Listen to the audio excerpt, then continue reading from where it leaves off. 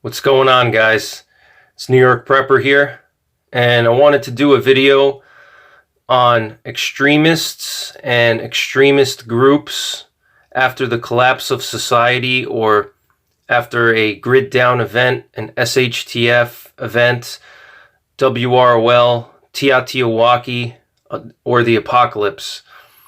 And when I say extremists and extremist groups, I'm talking about, hate groups, religious fanatics, and other types of fanatical extremist groups. To give you guys an example of what I'm thinking is, your black power movements, your white power movements, white supremacists, black supremacists, racial, extremist groups, political extremist groups like right-wing extremists, left-wing extremists, the Aryan Nation, the Aryan Brotherhood. That's kind of what I'm talking about. I'm talking about hate groups. I'm talking about, extremist militias, extremist gangs, things like that, racial gangs, all kinds of, there's so many fanatics out there, religious fanatics. If you have all these, when I say religious fanatics, I mean like cults. There's so many different cults out there. So we need to make sure that we are considering all the threats when we prepare for SHTF. And I personally believe that extremists and extremist groups, fanatics, and militias are going to pose a serious threat after the collapse of society, or after a grid down event, an SHTF, a WROL, TEOTWAKI, or the apocalypse. And a lot of those groups, a lot of them have members that are criminals or former criminals, so they're no stranger to violence, and they're not afraid to do violent things if they have to. A lot of them have military experience. For example, Timothy McVeigh, and also the Aryan Nation, which is now, dismantled. But they were active out of northern Idaho, and a lot of the members were actually former Green Berets, if you guys can believe that. People like that, and those types of extreme, militias and far-right extremists, and mostly like white supremacists, black supremacists. For example, the black power, militias, like we recently saw in the South, where there was a black power militia, and they were armed, and they shot one of their own guys by accident. They were guarding some kind of area. I don't remember. I'm sure you guys do though. But those types of groups, in my opinion, are going to be a serious threat.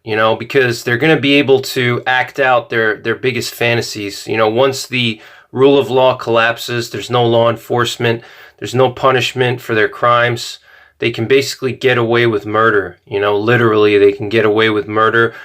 Not only that, but they can also potentially overthrow the government, either overthrow the federal government, or they can try to overthrow state and local governments and take over areas of the country, especially if we're talking about militia groups, whether they're white power or black power militias. A lot of them have members that are former military, or if they're not former military, they're self-taught, marksmen and shooters.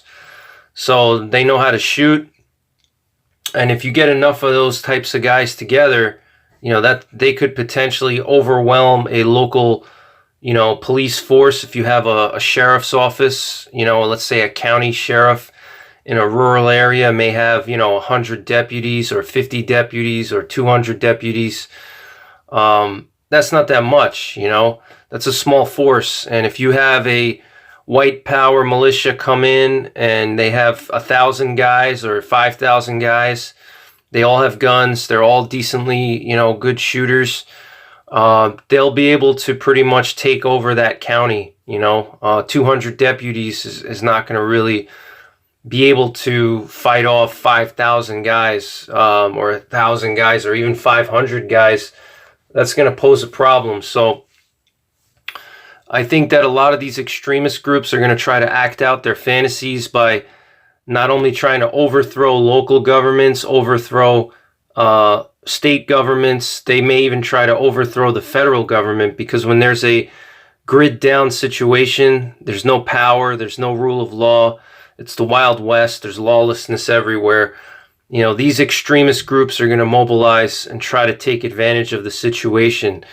And, if they want to, let's say, go around and ethnically cleanse certain areas, they may try to do that. If we're talking about like a neo-Nazi group or white supremacist group or the Aryan Nation or Aryan Brotherhood, one of these far right, I wouldn't say far right because I don't know if right wing is the proper term to associate with these people, but we're talking about hate groups that may take advantage of the situation and try to perform ethnic cleansing.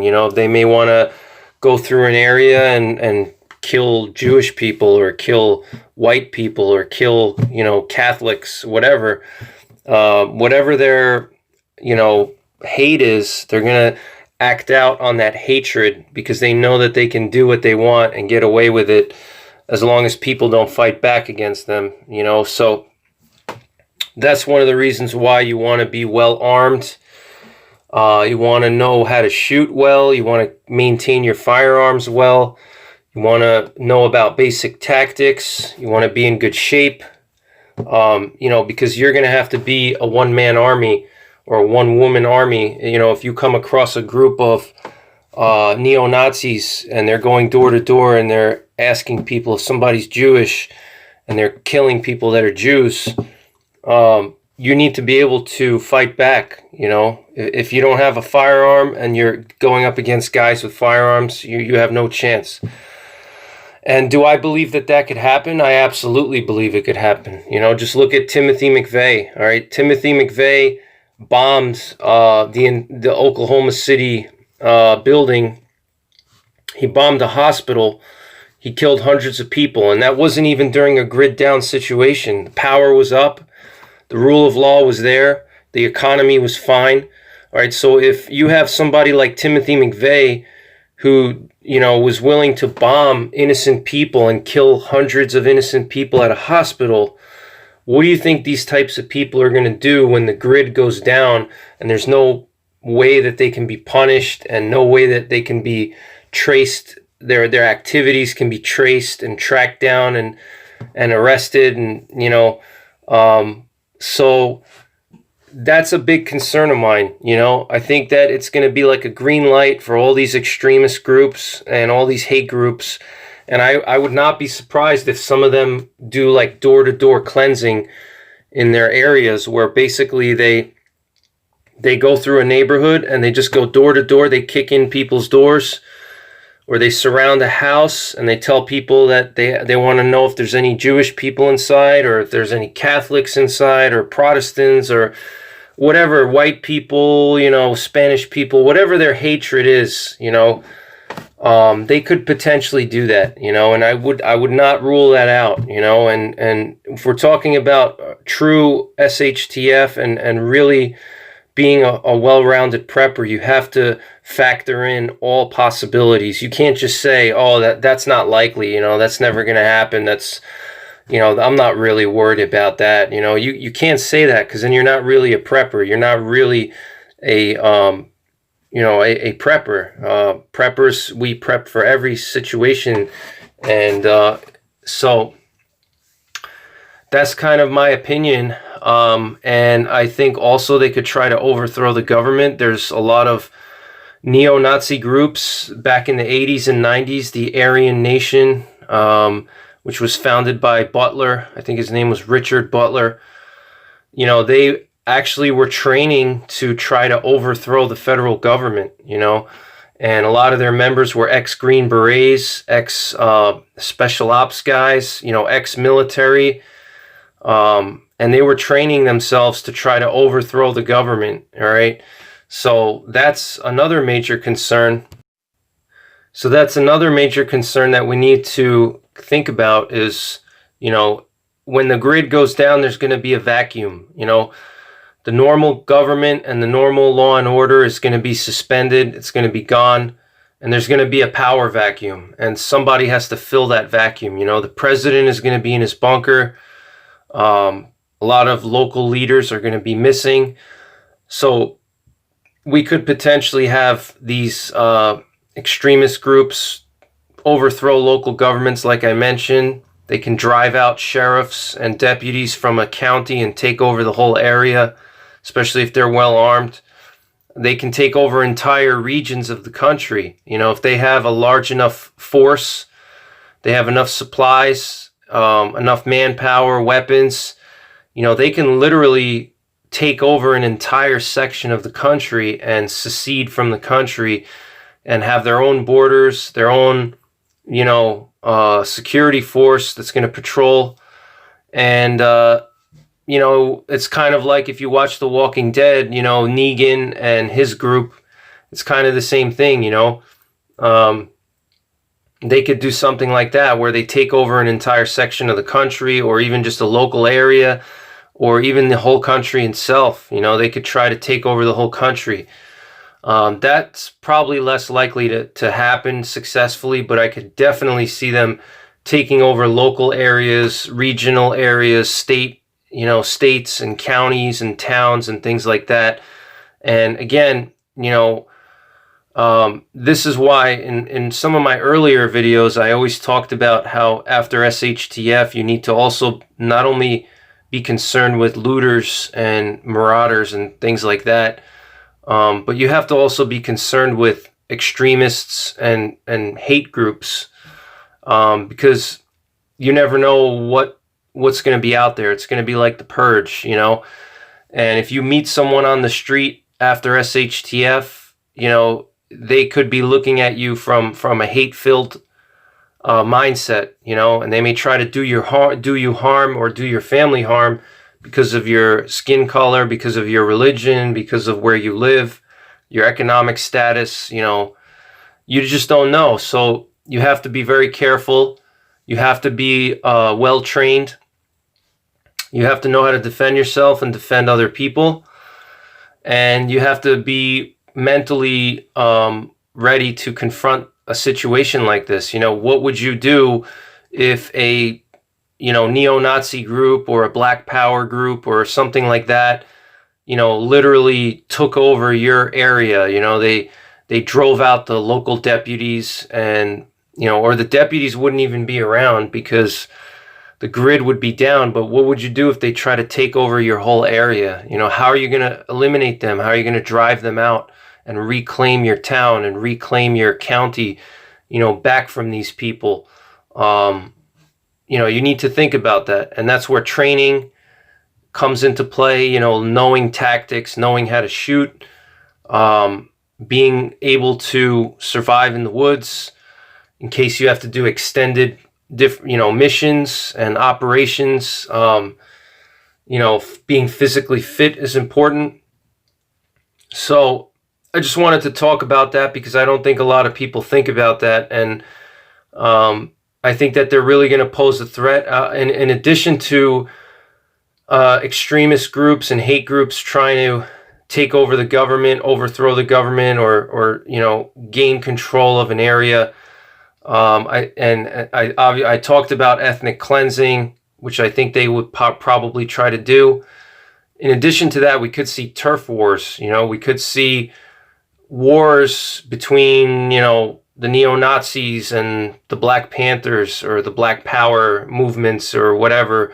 Or you could have different types of wars between these two groups, and it's possible that you and your family and your town could be caught in the crossfire. If you have a giant group of neo-Nazis and a giant group of Black Power people, you know, and they want to fight each other, and they decide to pick your town as the battleground, you know, you're going to be in the crossfire, you know. So that's another thing to think about, and that's not something a lot of preppers really think about. They only think about, okay, I got to get away as far away from the city as possible into a very isolated area, and then I'm safe, you know. But that's not necessarily true. And you need to factor in different types of threats, not just, you know, getting away from the city, because hate groups are everywhere. And believe it or not, a lot of the hate groups tend to go to isolated areas so they can get away from law enforcement. And I actually just did a video on that. And, you know, like I said, we had the neo-Nazis you know, they've had a lot of presence in northern Idaho. We've had, you know, the different Islamic terrorist groups operating in the Catskill Mountains of New York in a town called Islamburg. You know, we had a group of Muslim radical clerics come to the U.S. and set up, you know, terrorist training camps in the Catskill Mountains of New York that the FBI refused to investigate. You know, and so meanwhile, local residents reported hearing gunfire almost 24 hours a day. They reported seeing school buses with bullet holes on the property, indicating that they were training to shoot at school buses, and the FBI decided not to do anything about it, you know. So you potentially could have one of these extremist groups right in your backyard. You know, if you live in a rural area or you have a bug out location in a rural area, you know, you don't know who your neighbors really are, you know. A lot of the neo-Nazis and the Black Power people, they operate in secrecy. They don't tell everybody, yeah, you know, I'm a neo-Nazi or I'm a Black Panther. They don't tell people that. But once the grid goes down, they're going to be activated. And that guy down the street that you said hello to just once in a while, you know, what if he's a neo-Nazi and he gets activated, and next thing you know, he's coming to your door to find out if you're a Jew, you know, or are you a Catholic, or, you know, are your eyes blue or brown, you know, you don't know. So you have to think about these things. You got to keep an open mind, you know. And again, you know, security is very important. You got to have good security. You got to know tactics. You got to know how to defend your property, defend your family. That's absolutely critical. No matter where you are, even if you're in the most secluded area and you think that there's no one around and everyone's your friend, you just don't know. And so you gotta think about, you know, what would you do if these extremists came to your town? What if they tried to overthrow the government? What if they came after your family because of your racial makeup, because of your economic status, you know, before the collapse? And, you know, what if there was a war, you know, between two extremist groups in your area? You know, how would you handle these things? You need to think about that. So that's pretty much it for this video. Thank you guys for watching. If you liked the video, hit the thumbs up button. Also, you can check out my website, www.newyorkprepper.com. And I have a discussion forum there if you guys want to talk about different things outside of YouTube. I have a nice discussion forum, and that's 100% free. All you have to do is register for the forum on the upper right-hand part of the screen. And you can also subscribe to email alerts on my website. If you go to the bottom of the website, I have a box where you can subscribe to email alerts, where I'll send out important, you know, breaking news information through the email. So thank you guys for watching. Take care. God bless. And don't forget the 3 Ps: prepare, practice, and persevere.